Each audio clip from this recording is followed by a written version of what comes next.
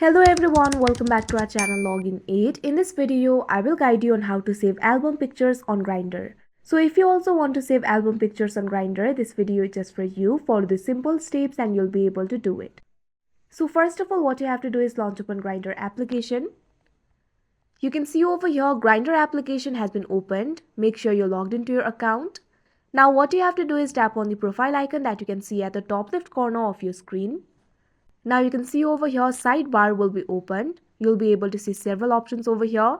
What you have to do is find the option for my albums. After that, tap on it. Now you'll be led to your album. You'll be able to see all the album over here. Tap on the album from which you want to save the photo. Now that particular album will be opened. Tap on the photo that you want to save. Now there is no feature for saving the photo on Grindr, but you can always screenshot it. Depending on your mobile device, you can take screenshot through various ways. Mostly you can take screenshot by simply pressing on volume down button and power off button. Now you can see over here the screenshot has been taken. Now you can go to your photos. Now you can see over here that photo has been saved. You can crop it according to your choice. So that is how you save album pictures on Grindr. I hope you found this video helpful. Thank you for watching. Make sure to like, share and subscribe to our channel.